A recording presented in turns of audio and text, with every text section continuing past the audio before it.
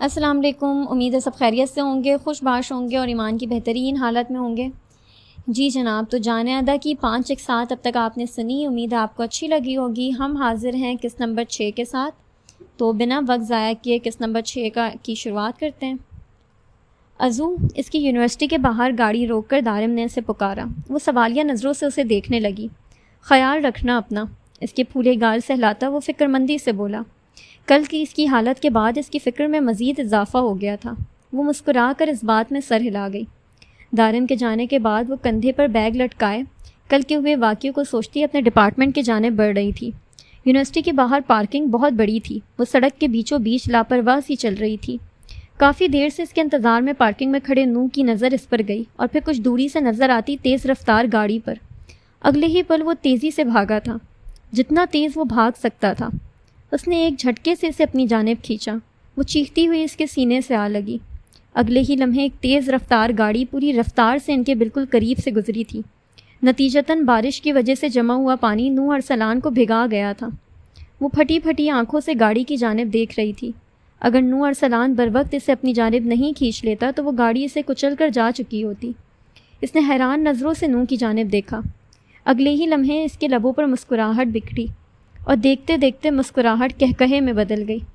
وہ اسے دیکھتی ہوئی ہنس رہی تھی، بلیو جینز پر وائٹ کلر کی شرٹ پہنے، ہاتھوں میں ہمیشہ کی طرح مختلف بینڈز پہنے ہوئے، شانوں تک آتے بالوں کو پیچھے پونی میں قید کیے۔ وہ کچھ دیر پہلے تک یقیناً ایک پرکشش مرد لگ رہا ہوگا، لیکن اس وقت وہ گندے پانی میں اس کے چہرے پر شرٹ پر اپنے نقش و نگار چھوڑ گیا تھا۔ آس پاس اسٹوڈنٹس کو جمع ہوتے دیکھ وہ ضبط سے مٹھیاں بھیجتا اس پاگل لڑکی کو دیکھ رہا تھا۔ ہنسنے کی وجہ سے اس کی آنکھوں میں پانی آ گیا تھا۔ احساس ذلت سے اس کا چہرہ سرخ ہونے لگا۔ یو سلی گرل، عقل نام کی کوئی چیز ہے آپ میں؟ روڈ کو باپ کی جاگیر سمجھ کر کیٹ واک کر رہی تھی کیا آپ؟ اسے بازو سے پکڑ کر تقریباً گھسیٹتا ہوا وہ قدرے ویران گوشے میں آیا تھا۔ میرے بابا کو کچھ نہیں کہیں آپ، اور میں نے تو نہیں کہا تھا کہ آ کر مجھے بچائیں۔ آپ کو ہی شوق تھا خود کو ٹارزن کی اولاد ثابت کرنے کا۔ وہ اطمینان سے شانے اچکا کر کہتی، نور ارسلان کا اطمینان غارت کر گئی تھی۔ لسن لیڈی، اس طرح کی اٹینشن سیکر حرکتیں کرنا آپ کو زیب نہیں دیتا۔ وہ چہرے پر ہاتھ پھیرتا اپنا غصہ ضبط کرتے بولا، تو آپ کیوں متوجہ ہو رہے ہیں؟ وہ بھی دو بدو بولی تھی۔ نو کو وہ کل والی لڑکی سے بہت مختلف لگی۔ آپ ڈرگس لیتی ہیں؟ وہ اس کی بات کو نظر انداز کرتا ابرو اٹھائے سے پوچھ رہا تھا۔ مقصد یقیناً اسے شرمندہ کرنا تھا۔ جی، اسموکنگ بھی کرتی ہوں، اس نے ڈھٹائی سے نہ صرف کہا تھا، ساتھ ہی جینس کی پاکٹ سے سگریٹ کیس نکال کر اس کے سامنے ہی ایک سگریٹ نکالتی وہ اب لائٹر سے سگریٹ سلگا رہی تھی۔ نو مٹھیاں بھیجتے اس چھوٹی سی لڑکی کو دیکھ رہا تھا۔ باٹل گرین ٹاپ اور بلو جینس میں ملبوس گلابی رنگت جو اب زرد سی دکھائی دے رہی تھی۔ بھورے لمبے بالوں کو لاپرواہی سے جوڑے میں مقید کیے بھوری آنکھیں سرخ ہو رہی تھی۔ سرخ لبوں کے درمیان سگریٹ لیے وہ اسے زج کرنے کا ہر حربہ آزما رہی تھی۔ امپریسو۔ 2 انگلیوں سے اس کے ہونٹوں سے سگریٹ نکال کر پیروں ترے مسلتا وہ دوسرے ہاتھ سے بال سنوالتا ہوا بولا۔ کچھ دیر اسے یوں ہی تکتے رہنے کے بعد وہ رکا نہیں تھا۔ اسے جھٹکے سے چھوڑتا وہ تیزی سے اپنی گاڑی کی جانب بڑھا تھا۔ پیچھے وہ استہزائیہ انداز میں ہنستی اپنے ڈپارٹمنٹ کی جانب بڑھ گئی۔ اس مغرور شہزادے کو تب چڑھا کر اسے نہ جانے کیوں انجانی سی خوشی محسوس ہوتی تھی۔ گاڑی میں بیٹھے نو نے سائیڈ مرر میں نظر آتے اس کے عکس کو دور تک دیکھا تھا۔ وہ خاموشی سے کلاس میں داخل ہوتی سب سے پیچھے نشست میں اپنی جگہ پر بیٹھ گئی تھی۔ اس کی عجیب و غریب طبیعت کی وجہ سے لوگ اس کے قریب بہت کم ہی آتے تھے۔ کلاس میں لیکچر شروع ہونے کے قریب تھا۔ وہ لاء کے دوسرے سال میں تھی۔ یہ بھی دارم کی وجہ سے ہی ممکن ہوا تھا۔ بریرہ چاہتی تھیں کہ ان کی بیٹی کامیاب وکیل بنے، لیکن اس حادثے کے بعد وہ پڑھائی میں بھی ایوریج اسٹوڈنٹ میں شمار ہونے لگی تھی۔ کل کا لیکچر جہاں ختم ہوا تھا آج وہیں سے شروع کرتے ہیں۔ پروفیسر جمال کے لیکچر اسٹارٹ کرنے پر وہ بھی پین نکالتی نوٹس بنانے میں مشغول ہو گئی۔ حال ہی میں 15 جون کو خواتین محاذ عمل چند حیدرآباد نے ایک اہم کانفرنس کی ہے، جس کے اندر زنا بالجبر اور جنسی تشدد کے حوالے سے پچھلے 15 سالوں میں جو پاکستان کے اندر بڑی قانونی تبدیلیاں ہوئی ہیں ان کا ذکر کیا گیا ہے۔ آج ہم اسی رپورٹ کے چند حقائق پر بات کریں گے۔ وہ پوری طرح پروفیسر جمال کی جانب متوجہ ہو چکی تھی۔ پاکستان پینل کوڈ PPC کے مطابق ان میں سب سے بڑی اور پہلی اہم تبدیلی یہ ہے کہ سیکشن 375 زنا اور زنا بالجبر باقاعدہ طور پر علیحدہ ہو چکے ہیں۔ حدود لاء کے مطابق پہلے اگر کوئی خاتون کسی مرد پر یہ الزام عائد کرتی تھی کہ اس نے میرے ساتھ زنا بالجبر کیا ہے تو الزام غلط ثابت ہونے پر حدود لاء کے مطابق اس خاتون کو زنا کے جرم میں سزا لاگو ہو سکتی تھی، مگر 2006 کے protection of women criminal law amendment act 2006 اور criminal law amendment offence rape act 2016 کے مطابق زنا اور زنا بالجبر کو علیحدہ کر دیا گیا ہے۔ اسکرین پر سلائڈز چل رہی تھیں، پوری کلاس میں سکوت چھایا ہوا تھا، وہ سبھی دم سادھے انہیں سن رہے تھے۔ یوں بھی سر جمال اکبر کا روب ایسا تھا، کلاس میں بولنے کی ہمت کسی کی نہیں ہوتی تھی۔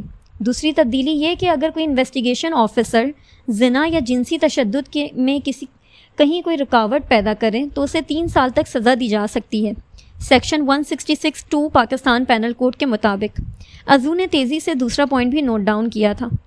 تیسری بڑی تبدیلی یہ کی گئی ہے کہ اگر کسی کیس کو 3 ماہ کے اندر حل نہیں کیا گیا تو خود کار طور پر وہ case chief justice of high court کے پاس چلا جائے گا، اور یہ ہے section 344A CRPC court of criminal procedure, اور اس کے اندر اپیل کی مدت 6 ماہ دی گئی ہے۔ یعنی اس کا مطلب یہ ہوا کہ ریپ کا کوئی بھی کیس ہو وہ قانونی اعتبار سے 1 سال کے اندر حل ہو جائے گا۔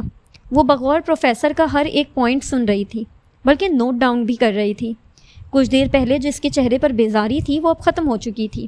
بے شک ہر مشکل کے ساتھ آسانیاں ہیں، اللہ نے اس کے لیے بھی آسانی رکھی تھی، بس انہیں تلاشنے کی دیر تھی۔ پروفیسر اب بھی بول رہے تھے۔ چوتھی تبدیلی یہ کی گئی کہ section 352 CRPC court of criminal procedure کے مطابق وکٹم کی شناخت کو پبلک کرنے کی اجازت نہیں ہے، یعنی کہ کوئی بھی عورت جس سے زنا بالجبر کیا گیا ہو اس کی شناخت کی حفاظت اب ہمارے قانون کا حصہ ہے۔ سر پھر ٹرائل کس طرح ہوں گے؟ پیچھے سے ایک لڑکے نے ہاتھ اٹھایا تھا۔ جی میں ابھی اسی کی طرف آ رہا تھا، انہوں نے مسکراتے ہوئے کہا۔ زنا ہو یا جنسی تشدد، وکٹم کی شناخت پبلک کرنے کی اجازت نہیں ہے۔ ٹرائل جو ہوں گے وہ آن کیمرہ ہوں گے، آن کیمرہ نہ ہو سکیں تو جج کے کیبن میں ہوں گے، اور اگر جج کے کیبن میں ممکن نہ ہو سکے تو کسی پرائیویٹ پلیس میں ہوں گے، لیکن وکٹم کی شناخت محفوظ رکھنے کی ذمہ داری اب ریاست اور قانون کی ہوگی۔ پانچویں بڑی تبدیلی یہ کہ جس وقت انویسٹیگیشن آفیسر FIR درج کرے اس وقت کسی فیمیل پولیس آفیسر کا موجود ہونا ضروری ہے۔ اگر کوئی فیمیل پولیس افسر اس وقت موجود نہ ہو تو کوئی فیمیل فیملی ممبر ضرور موجود ہو۔ یہ تبدیلی section 164A and section 161A CRPC court of criminal procedure کے تحت ہے۔ وہ ٹرانس کسی کیفیت میں انہیں سن رہی تھی۔ چھٹی بڑی تبدیلی یہ کہ DNA ٹیسٹنگ ریپ کیس کے اندر وکٹم کے کنسنٹ سے ممکن ہو چکی ہے، section 164B court of criminal procedure کے تحت۔ وہ غیر محسوس سے انداز میں رو رہی تھی، اس کی آنکھوں سے آنسو گرتے اس کے گال بھگو رہے تھے۔ اللہ نے تو راستہ دکھا رکھا تھا اس کے لیے۔ یہ تو وہ تھی جس نے تصور کر لیا تھا کہ تمام راہیں مسدود ہو چکی ہیں۔ پروفیسر جمال اب بھی بول رہے تھے۔ اب وہ ایک آخری اور سب سے اہم ترمیم سنا رہے تھے۔ سیکشن 1514 لا آف ایویڈنس 1984، جس کے تحت کسی عورت کی ہسٹری اور پیشہ ور عورتوں کی گواہی ثبوت تصور نہیں کیے جائیں گے، مگر اب اس قانون کی ترمیم کر دی گئی ہے۔ عورت کا پیشہ خواہ کوئی بھی ہو، اگر آپ کے لیے حلال نہیں تو اس پر آپ کا کوئی حق نہیں۔ Reference report of Hyderabad conference June 2021 by Maham Ali. اپنی بات مکمل کر کے انہوں نے کلاس پر ایک نظر ڈالی۔ ان کی نظریں سب سے پچھلی نشست پر بیٹھی اس لڑکی پر گئی، عزورہ لاشاری۔ وہ نام جانتے تھے اس کا، وجہ اس کی سب سے مختلف ہونا تھا۔ وہ بری طرح سے سکتی زور زور سے تالیاں بجا رہی تھی۔ وہ ڈائس پر سے اترتے اس کی جانب بڑھے جو زاروں قطار رو رہی تھی۔ پوری کلاس عجیب نظروں سے اس کی جانب دیکھ رہی تھی۔ یہ لڑکی انہیں پاگل لگتی تھی۔ عزورہ، سب ٹھیک ہے بچے؟ اس کے قریب جا کر انہوں نے شفقت سے اس سے دریافت کیا۔ وہ روتی ہوئی کلاس سے باہر نکل گئی۔ وہ کلاس سے باہر آ کر گہری سانسیں لیتی قدرے ویران گوشے میں بینچ پر بیٹھی تھی۔ جو بے اختیاری وہ کلاس میں کر آئی تھی اسے بالکل بھی شرمندگی نہیں تھی۔ کون اس کے بارے میں کیا کہتا ہے اسے کوئی سروکار نہیں تھا۔ مجھے دار کو بتا دینا چاہیے۔ آنسو صاف کرتی وہ خود کو مضبوط کرنے کی کوشش کر رہی تھی۔ اس کا انجام تم سے بہتر کون جان سکتا ہے عزورہ لاشاری؟ لاشعور میں کہیں آواز ابھری تھی۔ وہ ہاتھوں میں چہرہ چھپائے بری طرح رونے لگی۔ عزورہ بچے آپ ٹھیک ہیں؟ قریب سے ہی ایک شناسہ آواز ابھری تھی۔ اس نے انگلیوں کی اور سے دیکھا، سامنے پروفیسر جمال اکبر کھڑے تھے۔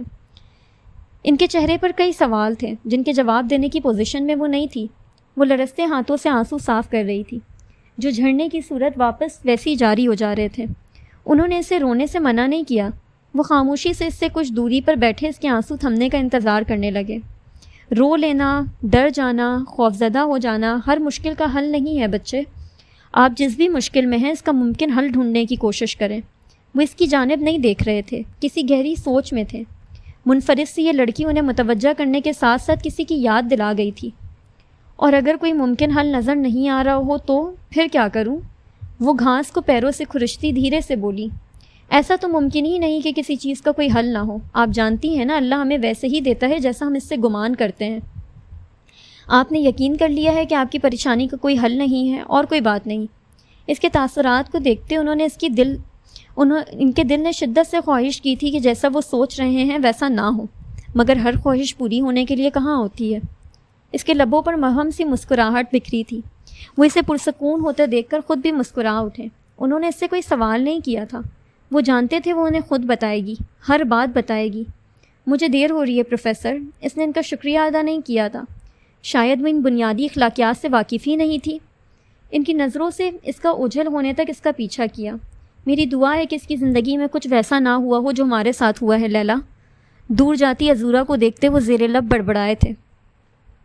وہ یونیورسٹی سے جلدی نکل آئی تھی، دارم کو اپنے آنے کے متعلق آگاہ کرتی وہ کیب لے کر اس کے ہاسپٹل آ گئی۔ وہ پہلے بھی کئی بار دارم کے ساتھ ہاسپٹل آ چکی تھی، اس کا اسٹاف اسے جانتا تھا۔ ہاسپٹل میں آج معمول سے زیادہ گہمی تھی۔ وہ ڈائریکٹ دارم کے روم میں آئی تھی۔ دارم اپنے کمرے میں نہیں تھا۔ ایمرجنسی روم کے باہر وہ پولیس کی بھاری نفری بھی دیکھتی ہوئی آئی تھی۔ ایکسکیوز می، ڈاکٹر دارم کہاں ہے؟ نرس کے داخل ہونے پر اس نے دارم کے بابت دریافت کیا۔ ایمرجنسی کیس ہے، کافی کرٹیکل ہے، ڈاکٹر دارم 2 گھنٹوں سے وہیں ہیں، آپ انتظار کر لیں ان کا۔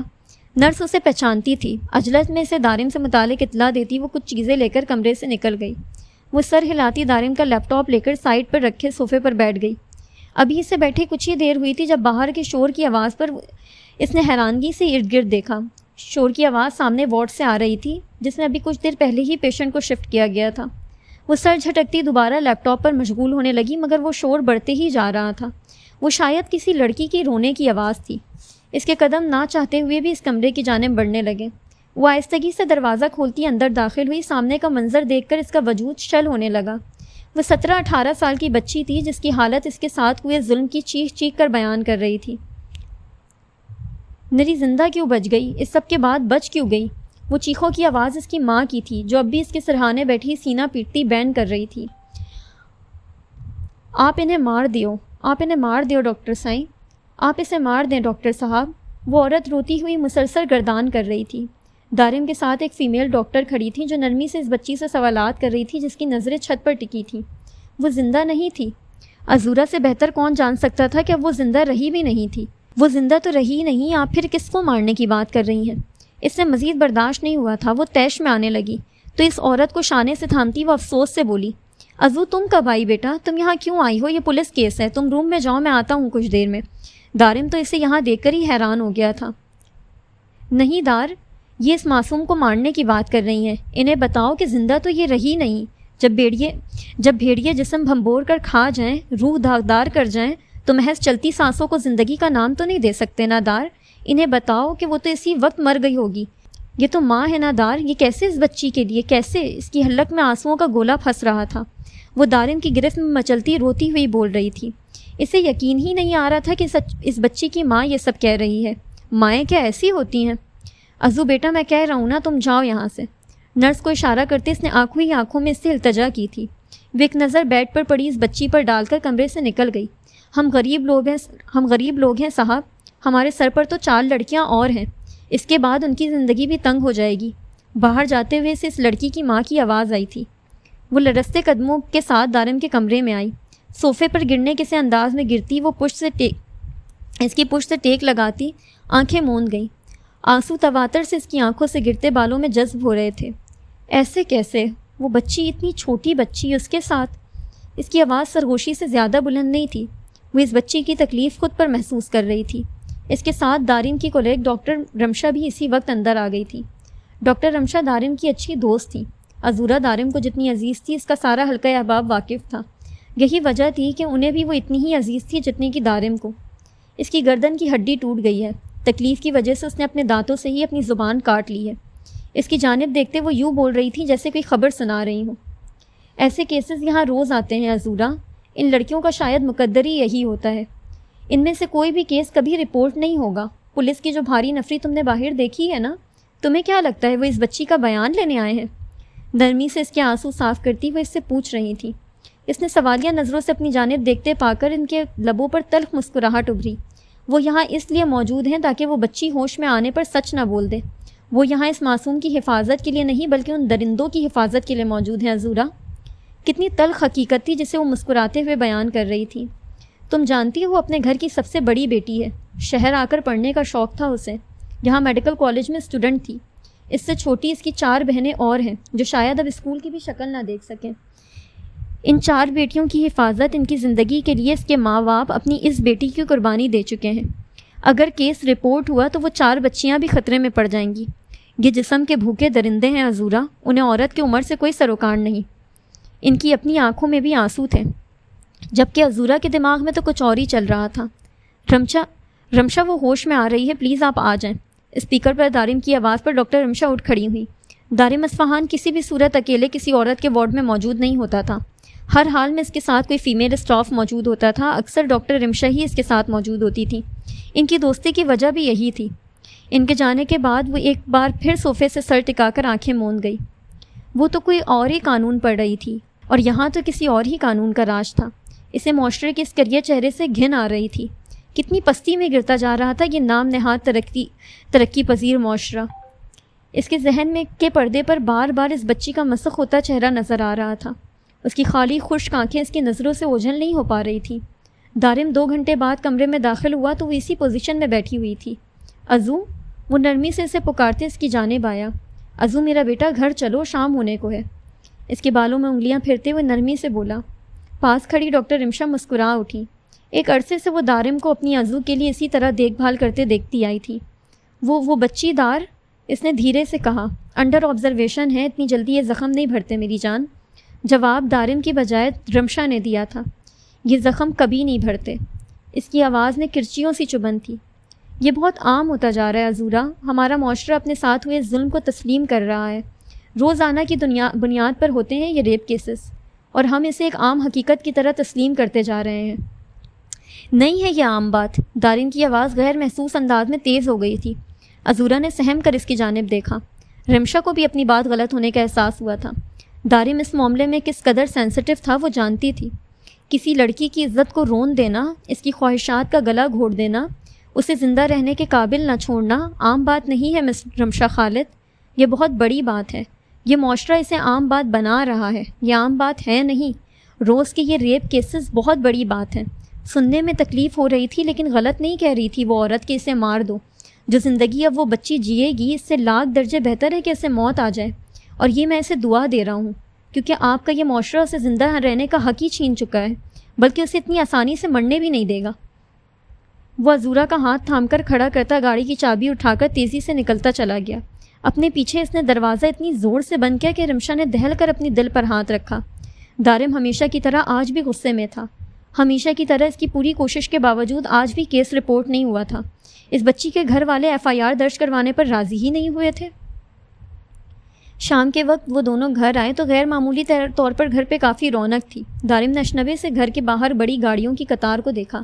اگر شہباز ضمیر کی کوئی ڈیل ہوئی تو خبردار جو تم سامنے آئی. عزو کی جانب دیکھتا وہ دروازہ کھولتا سنجیدگی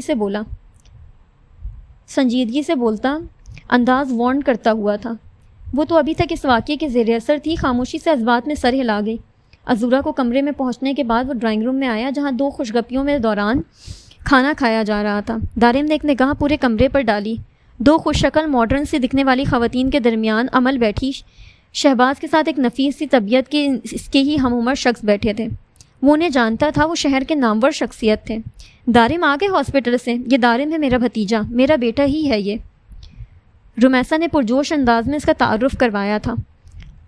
دارم نے سنجیدگی سے شہباز کی دوسری جانب بیٹھے خوبرو مرد کو دیکھا.